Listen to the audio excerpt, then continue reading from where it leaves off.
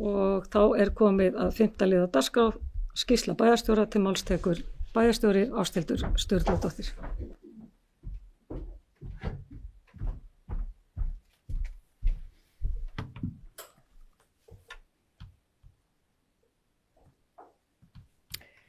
Forseti, ágætu bæjarfulltrúar.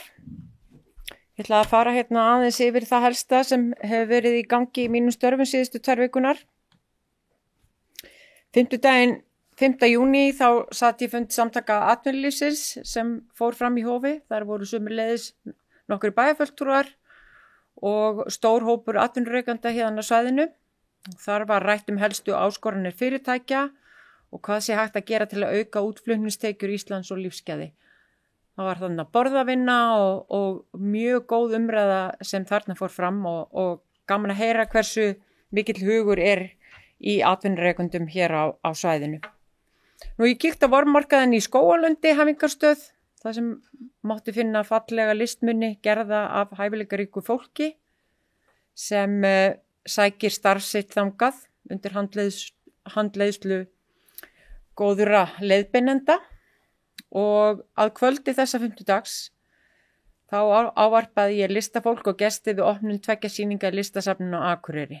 Þetta eru sýningarnar Mitt rými, þar sem norrlenskir listamenn sýna fjölbreytt verk, en slík sýning sett upp á 2 ára fresti, og svo sýningin Keramik, þar sem sýnd eru verk sem spanna 40 ára feril listakonunnar Margrétar Jónsdóttur.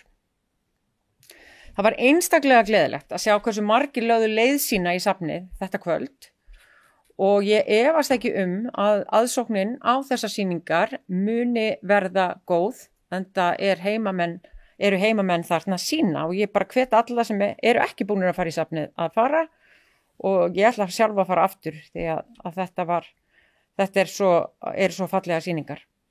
Nú í síðustu viku var haldið upp á 80 ára afmæli Sambands íslenskra sveitarfélaga og þar af því tilefni var boðað til skemmtilegrar dagskrár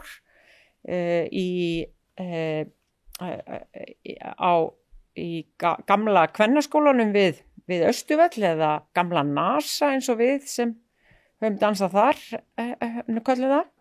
Sama dag bauð forsætisráðherra Kristrún Frostadóttir framkvæmdastjórinn sveitarfélaga á Norðausturlandi til fundar við sig þar sem ýmis mál voru rædd. Sérstaklega var verið að ræða raforkumál og flutningsöryggi hér til og frá svæðinu og atvinnumál þá sérstaklega í kringum Bakka.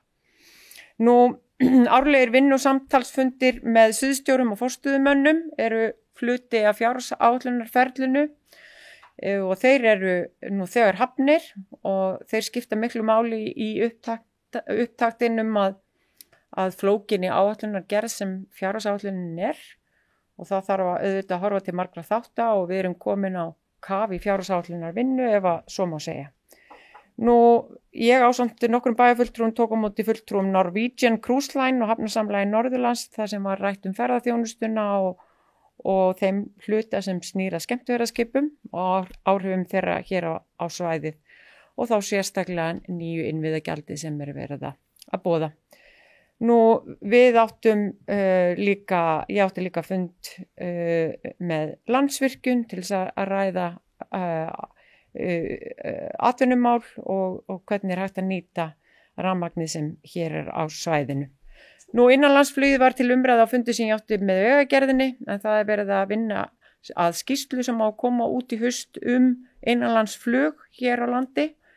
Tilgangur skýrslunar að rýna þarfir innanlandsflugsins til framtíðar út frá ýmsum þáttum og ég held að við höfum nú komið sjónarmiðum okkar sveitarfélagsins skýrt á framfæri. Við vorum búin að undirbúa þetta töluvert vel og náðum held ég að koma flest öllu því sem við höfum rætt á framfæri. Nú hitti forsvarsmenn Pennans sem hingað komu til að fagna 25 ára afmælis Pennans og þeir töluðu nú sérstaklega það hvað þeir fyndu fyrir því hversu mikill slagkraftur væri í þessu samfélagi. Það væri mikið að vera. Og síðastliðinn föstudag átti ég samtal við Guðmund Inga Kristinsson, mennta- og barnamálaráðherra, þar sem við ræddum fyrirhugaða uppbyggingu við verkmenntaskólan á Akureyri, þar sem hann fullvissaði mig það að það stæði til í að fara í þessa framkvæmdir sem bara ákaflega gleðilegt og við fegnum heilshugar.